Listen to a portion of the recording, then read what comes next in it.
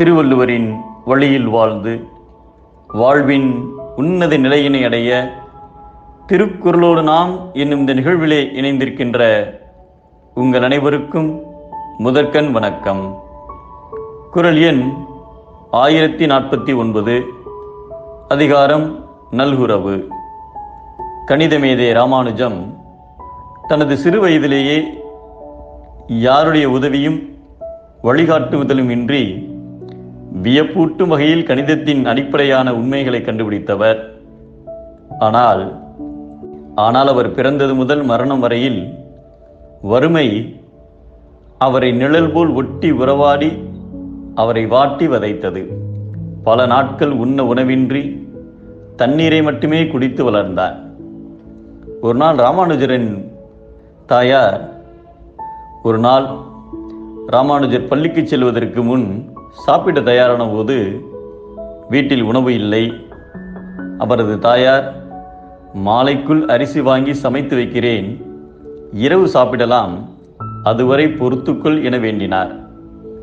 ராமானுஜர் மறுவார்த்தை பேசாமல் 2 குவளை தண்ணீர் குடித்துவிட்டு பள்ளிக்கு சென்று விட்டார். ஆனால் அன்று மாலை பள்ளியிலிருந்து வீடு திரும்பவில்லை. அவரது தாயாரும் அவரது நண்பர் அனந்தராமனும் பல இடங்களில் தேடி அலைந்தனர். இறுதியில் ராமானுஜர் ஒரு கோயில் மண்டபத்தில் தூங்கிக் கொண்டிருந்ததை அனந்தராமன் கண்டார். ராமானுஜம் படுத்திருந்த தரை முழுவதும் சாக்கு கட்டியால் கணக்குகள் போடப்பட்டிருந்தன.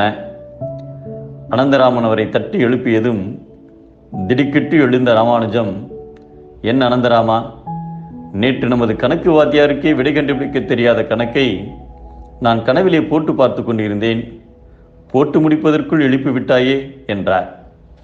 ராமானுஜத்தின் அறிவாற்றலை அறிந்த லண்டன் கேம்பிரிட்ஜ் பல்கலைக்கழக பேராசிரியர் ஜி.எச். ஹார்டி ராமானுஜத்தை லண்டனுக்கு வருமாறு அழைத்தபோது, நான் உண்ண உணவின்றி அரைப்பட்டினியாக இருக்கும் ஒரு மனிதன்.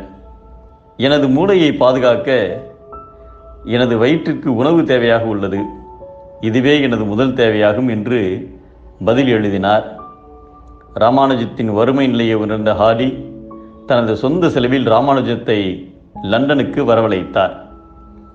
5 வருடங்கள் லண்டனில் தங்கி உலகையே தன் பக்கம் திரும்பி பார்க்க வைத்த பெருமை கொண்டவர் ராமானுஜம்.